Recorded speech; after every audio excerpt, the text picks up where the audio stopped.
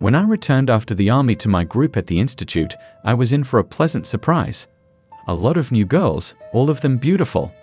There were 5 of us who had served 2 years in the group, and about the same number of guys who had not served, but there were 15 girls, so the situation for them was even worse than in the famous song about girls standing on the sidelines with a ratio of 10 to 15. My attention was immediately drawn to the 2 blonde beasts, Nastya and Lisa, the twin sisters. It took me a long time to learn to tell them apart.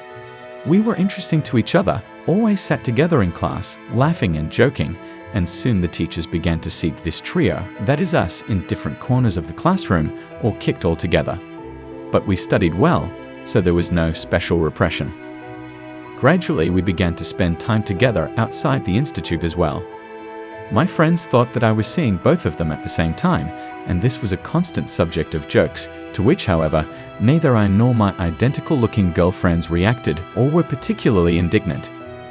Elizabeth was still going through her recent bad breakup with her boyfriend, who preferred her wedding to an internship abroad, so she kept a certain distance in her relationships with me, which influenced my choice and helped me make up my mind.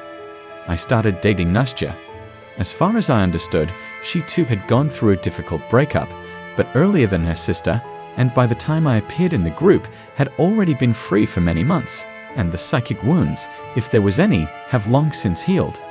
Both sisters didn't talk much about their previous affairs, and I didn't insist.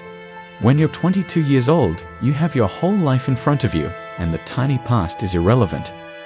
Very quickly my relationship with Nastya went beyond kissing, and we indulged in carnal love whenever the time and place presented itself, and students had plenty of time.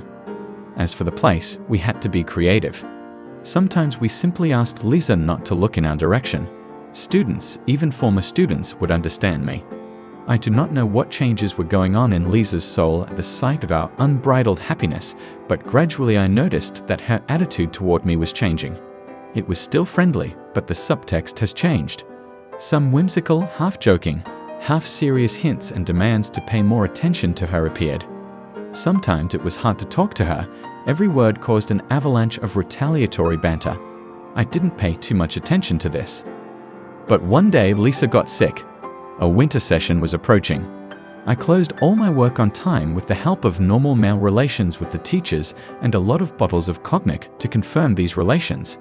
Nastya, on the other hand, had a whole bunch of lab work to do and she had to close it.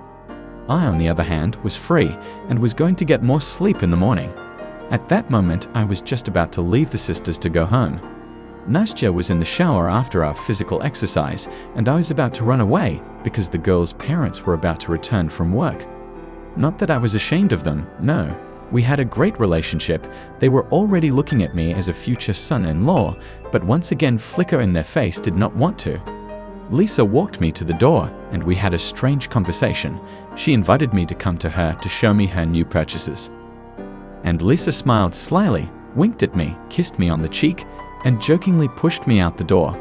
My heart was racing on the way home.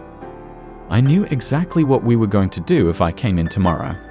The voice of reason urged me to be home in the morning, but the voice of the flesh drowned out the voice of reason. I was up all night, rolling around in bed without sleep. Should I go to Lisa's or not? Of course I went. Man is a weak creature, though he imagines himself to be the strong sex. Almost without further ado, Lisa and I immediately made love. Forbidden sex was a very spicy and burning dish. And of course I burned myself.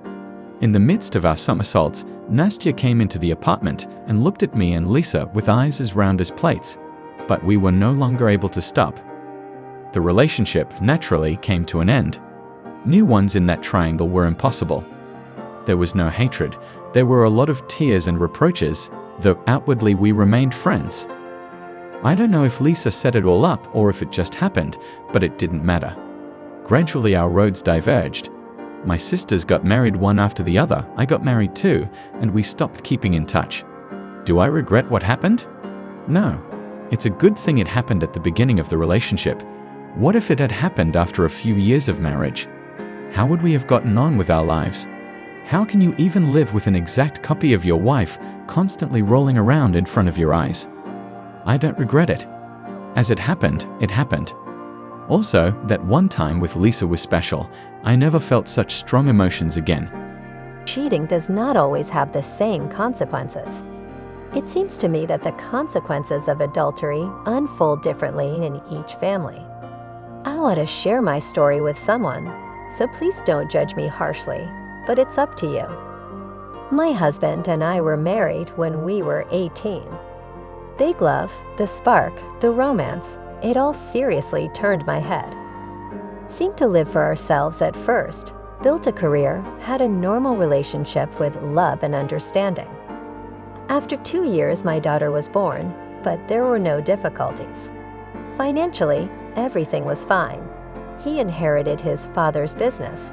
We had an apartment and an opportunity to hire a nanny too. They continued to live and enjoy their former life. But one day, everything changed.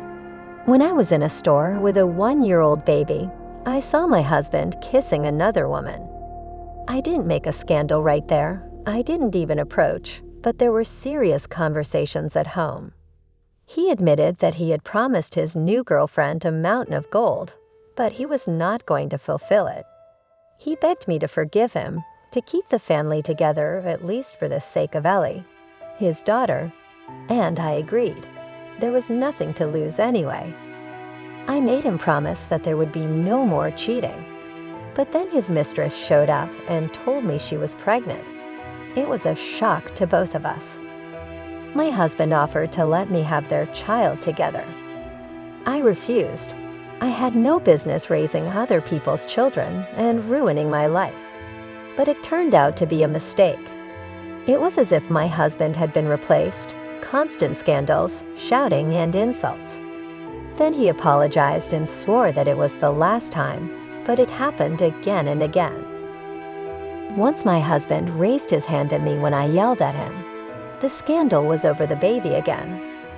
Bogdan screamed that I had ruined his life, that I was manipulating him, that with his mistress and her new baby, he would have been the happiest man on the planet.